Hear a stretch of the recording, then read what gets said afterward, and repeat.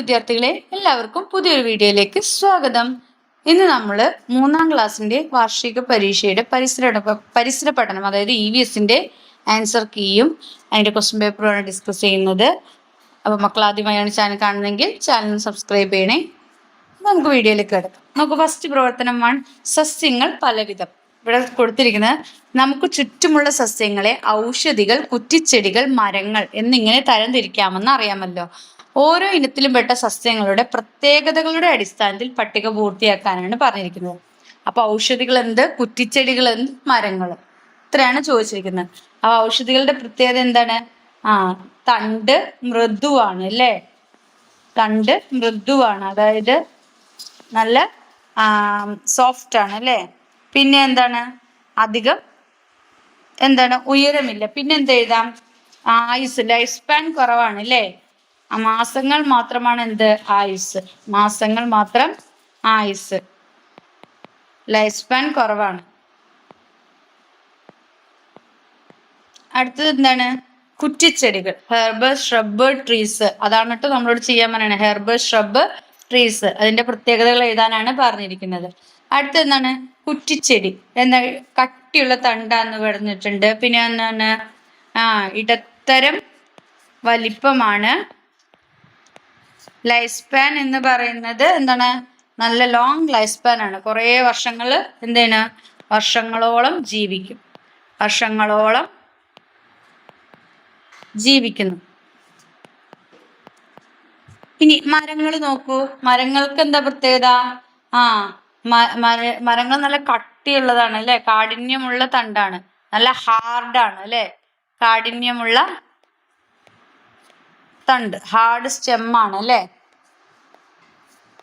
പിന്നെ ഒരു വർഷങ്ങൾ ആയുസാണ്, വളരെയധികം വർഷങ്ങൾ ആയുസാണ്, വർഷങ്ങൾ ആയുസുണ്ട് അല്ലെ? അപ്പോ ഹെർബ് ഷ്രബ് ട്രീസ്, ഇതിനെ കുറിച്ച് ഇതിന്റെ പ്രത്യേകതകൾ എഴുതാനാണ് ആദ്യത്തിൽ പറഞ്ഞിരിക്കുന്നത്. രണ്ടാമത്തത് നോക്കൂ. ബി ക്വസ്റ്റ്യൻ, ജലത്തിൽ വളരുന്ന സസ്യങ്ങളുടെ ഇല, തണ്ട് എന്നിവയുടെ പ്രത്യേകതകൾ എഴുതുക. വെള്ളത്തിൽ വളരുന്ന സസ്യങ്ങളുടെ ഇലയുടെയും തണ്ടിന്റെയും പ്രത്യേകത എന്തായിരിക്കും? വലിയ ഇലകളായിരിക്കും. വെള്ളത്തിൽ വളരുന്ന ഇലകൾ എന്ന് പറയുന്നത് വലിയ ഇലകളായിരിക്കും, വലിയ ഇലകളാണ്. പിന്നെ തണ്ടിലും ഇലയിലും എന്താണ്? മെഴുകു പോലെയുള്ള അല്ലെ, ഒരു വാക്സ് പോലെയുള്ള കവറിങ് ഉണ്ടാവും അല്ലെ? ഇലയിലും തണ്ടിലും മെഴുകിന്റെ പോലുള്ള, അത് വാക്സ് പോലെയുള്ള ഒരു കവറിങ് ഉണ്ടാവും, വാക്സ് കവറിങ് ഉണ്ടാവും ഉള്ള ആവരണം. ഇനി സി ക്വസ്റ്റ്യൻ, ചുവടെ ചേർത്തിരിക്കുന്നതിൽ ശരിയായ പ്രസ്താവനയ്ക്ക് നേരെ ടിക്ക് ചെയ്യാനാണ് പറഞ്ഞിരിക്കുന്നത്. ഇതിലേതാണ് ശരിയെന്ന് വെച്ചാൽ ടിക്ക് ചെയ്യാനാണ് പറഞ്ഞിരിക്കുന്നത്. ഇതില് എയും ഡിയുമാണ് ശരി. എയും ഡിയുമാണ് ശരി. വേര് സസ്യത്തെ മണ്ണിൽ ഉറപ്പിച്ചു നിർത്തുന്നു. ചെടികളിലെ എല്ലാ പൂക്കളും കായായി മാറുന്നില്ല. നെക്സ്റ്റ്, വിവിധതരം ഭക്ഷ്യവസ്തുക്കളുടെ അവയുടെ സവിശേഷതകൾക്ക് അനുസരിച്ച് വർഗീകരിക്കുന്ന പ്രവർത്തനത്തിന്റെ ഭാഗമായി അമ്മു തയ്യാറാക്കിയ പട്ടികയാണ് ചുവടെ ചേർത്തിരിക്കുന്നത്. പട്ടിക ശരിയായി ക്രമീകരിക്കുന്നതിന് അമ്മുവിനെ സഹായിക്കാനാണ് പറഞ്ഞിരിക്കുന്നത്. ഇപ്പൊ പഴങ്ങളില് മുന്തിരി എഴുതിയിട്ടുണ്ട്. പഴങ്ങൾ എന്ന് നിങ്ങൾ എഴുതുക. ഫ്രൂട്ട്സ്, വെജിറ്റബിൾസ് അല്ലേ തന്നിരിക്കുന്നത്. പഴങ്ങളിൽ എന്തൊക്കെ വരും? മുന്തിരി ഉണ്ട്. പിന്നെ പഴങ്ങളിൽ വരുന്നത് എവിടെയാ കിടക്കുന്നത്? പഴങ്ങളിൽ വരുന്നത് വേറെ എന്താണ് നമുക്കുള്ളത് നോക്കുക. ഓറഞ്ച്. അപ്പുറത്തെ കുളത്തിലെ ഓറഞ്ച്, അപ്പുറത്തെ കുളത്തിൽ എന്താണ്? ഓറഞ്ച് ആണുള്ളത്. പിന്നെ എന്താണ്? അടുത്തതിലെ ആപ്പിൾ, ധാന്യങ്ങളിലെ ആപ്പിൾ, അവിടെ കിടക്കുന്നതിലെ ആപ്പിളാണ്. അടുത്തത് പച്ചക്കറികളിൽ എന്തൊക്കെ എഴുതാം? വെണ്ടയ്ക്ക, ലേഡീസ് ഫിംഗർ അല്ലെങ്കിൽ ഒക്ര. പിന്നെന്താണ്? വെള്ളരി, വെണ്ടയ്ക്ക, വെള്ളരി. അടുത്തെന്താണ്? അടുത്തതിൽ വഴുതന. ഇതാണ് പച്ചക്കറികളിൽ വരുന്നത്. ലാസ്റ്റ് വരുന്നത് ധാന്യങ്ങൾ. ധാന്യങ്ങളിൽ ഏതൊക്കെ പിന്നെ അരി, അടുത്തതില് ചോളം, ഗോതമ്പ്. അങ്ങനെ കറക്റ്റായിട്ട് എഴുതാനാണ് പറഞ്ഞിരിക്കുന്നത്. നെക്സ്റ്റ്, വിവിധ തരം ഭക്ഷ്യവസ്തുക്കൾ ഭക്ഷണത്തിൽ ഉൾപ്പെടുത്തണം എന്ന് പറയുന്നത് എന്തുകൊണ്ടാണ്? എന്താണ്? നമുക്ക് നല്ല ഹെൽത്തി ആയിട്ടിരിക്കാൻ അല്ലെ, മികച്ച ബെറ്റർ ഹെൽത്ത് കിട്ടാൻ വേണ്ടിയിട്ടാണ്, മികച്ച ആരോഗ്യവും അതുപോലെ നല്ല ന്യൂട്രീഷ്യസ് ആയിട്ടുള്ള ന്യൂട്രിയൻസും വേണം അല്ലേ, മികച്ച ആരോഗ്യവും പോഷക ഗുണങ്ങളും കിട്ടുന്നതിന് അല്ലേ,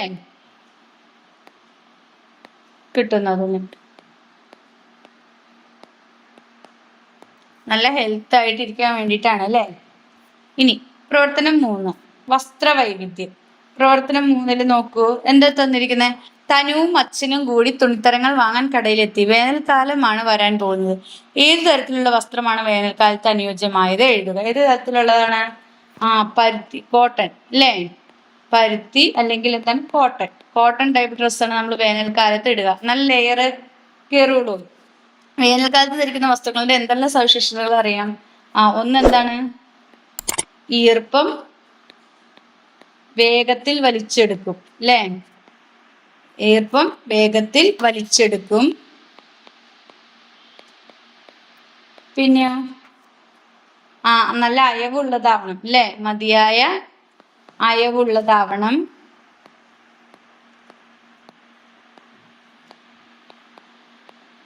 പിന്നെന്താ? നല്ല എയർ കിടക്കുന്നതായിരിക്കണം അല്ലെ, വായുസഞ്ചാരം ഉറപ്പാക്കുന്ന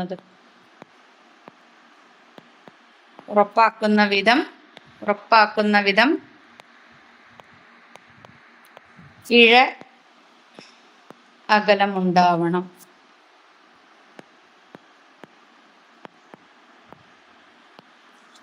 ഇതൊക്കെയാണ് ഇതിന്റെ പ്രത്യേകത. നിസി, തണുപ്പിനെ അതിജീവിക്കുന്നതിന് ചെമ്മരിയാടിന്റെ രോമം ഉപയോഗിച്ച് നിർമ്മിക്കുന്ന വസ്ത്രം ഏത്? അപ്പൊ തണുപ്പിൽ നമ്മൾ ഇടുന്നത്, വിന്ററിലൊക്കെ നമ്മൾ ഇടുന്നത് എന്താണ്? കമ്പിളി, വൂള് അല്ലേ, കമ്പിളി വസ്ത്രം, വൂള്, കമ്പിളി വസ്ത്രമാണ് ഇടുന്നത്, വൂള്. 4 നോക്കൂ, തൊഴിലുകൾ പല വിധത്തിലുള്ള തൊഴിലുകൾ കൊടുത്തിട്ടുണ്ട്. താഴെ തന്നിരിക്കയിൽ വീട് നിർമ്മാണവുമായി ബന്ധമുള്ള ജോലികൾ ഏതെല്ലാമാണെന്നാണ് ചോദിച്ചിരിക്കുന്നത്. അപ്പൊ വീട് പണിക്ക് എന്തൊക്കെ വേണം? മരപ്പണി, തയ്യൽ വേണോ? തയ്യൽ വേണ്ട. ഭിത്തി നിർമ്മാണം, ഭിത്തി ഉണ്ടാക്കണം അല്ലെ, ഭിത്തി നിർമ്മാണം. പിന്നെന്താണ്? വോള് കെട്ടണം, മരപ്പണി. പിന്നെന്താണ്? തറ കെട്ടണം. പിന്നെ വിത്ത് വിതയ്ക്കണോ? വേണ്ട അല്ലേ. പിന്നെന്താ? തേപ്പ് വേണം. അപ്പോൾ വീട് പണിയുമായി ബന്ധപ്പെട്ട പണികൾ എടുത്ത് എഴുതാനാണ് പറഞ്ഞിരിക്കുന്നത്. അടുത്തത്, സ്കൂൾ ഒരു പൊതുസ്ഥാപനമാണ്. എന്തെല്ലാം സേവനങ്ങളാണ് സ്കൂളിൽ നിന്നും ലഭിക്കുന്നത്? എന്താണ്? സ്കൂളിൽ നിന്ന് എന്താണ്? നമുക്ക് നന്നായി പഠിപ്പിക്കുന്നു അല്ലെ, സ്കൂളിൽ എന്താണ്? പഠിപ്പിക്കുന്നു. പിന്നെ കുട്ടികൾക്ക് വേണ്ട അറിവും വിദ്യാഭ്യാസവും നൽകുന്നു. അവരുടെ മറ്റുള്ള കാര്യങ്ങൾ നിർവഹിക്കുന്നു അല്ലെ, ഫുഡ് കുട്ടികൾക്ക് കിട്ടുന്നു. അങ്ങനത്തൊക്കെ നിങ്ങൾക്ക് എഴുതാം. ഇനി അടുത്തത്, പണമിടപാട് നടത്തുന്നതിന് നമ്മെ സഹായിക്കുന്ന പൊതുസ്ഥാപനം. പണമിടപാട് നടത്താൻ വേണ്ടി നമ്മൾ ഉപയോഗിക്കുന്ന സ്ഥാപനം ഏതാണ്? ബാങ്ക്. ഏതാണ്? ബാങ്കാണ്. നെക്സ്റ്റ്, പ്രവർത്തനം 5, എൻ്റെ നാട് കേരളം. അതായത് കേരളത്തിന്റെ ഭൂപടമാണ് കൊടുത്തിരിക്കുന്നത്. ഇതിന്റെ താഴെ പറയുന്ന ജില്ലകളുടെ പ്രത്യേകതകൾ രേഖപ്പെടുത്തി പട്ടിക പൂർത്തിയാക്കാനാണ് പറഞ്ഞിരിക്കുന്നത്. ആദ്യത്തേത് കാസർഗോഡ്, കർണാടകയുമായി അതിർത്തി പങ്കിടുന്നു എന്ന് പറഞ്ഞിട്ടുണ്ട്. അടുത്ത് ഇടുക്കി ഏത് ഇതുമായിട്ടാണ്? തമിഴ്നാടുമായിട്ട് ബോർഡർ പങ്കിടുന്നു അല്ലെ, തമിഴ്നാടുമായിട്ട് തമിഴ്നാടുമായി അതിർത്തി പങ്കിടുന്നു. പിന്നെയോ വേറൊരു പ്രത്യേകതയും കൂടെ ഉണ്ട്. ഏറ്റവും വലിയ ജില്ലയാണ് ഏത്? ഇടുക്കി. ഏറ്റവും വലിയ ജില്ലയാണ് ഇടുക്കി. ആദ്യം പാലക്കാടായിരുന്നു, ഇപ്പൊ ഏതാണ്? ഏറ്റവും വലിയ ജില്ലയാണ് ഏത് എന്ന് പറയുന്നത്? ഇടുക്കി എന്ന് പറയുന്നത്, ഏറ്റവും വലിയ ജില്ല. അടുത്തത് പാലക്കാടിന്റെ പ്രത്യേകത എന്താണ്? പാലക്കാടിന്റെ തൊട്ടടുത്ത് കിടക്കുന്ന ജില്ലകൾ ഏതൊക്കെയാണ്? മലപ്പുറവും തൃശ്ശൂരുമാണ് അല്ലേ. അപ്പൊ മലപ്പുറം, തൃശ്ശൂർ എന്നീ ജില്ലകളുമായി അതിർത്തി പങ്കിടുന്നു, ബോർഡറാണ് അല്ലേ, അതിർത്തി പങ്കിടുന്നു.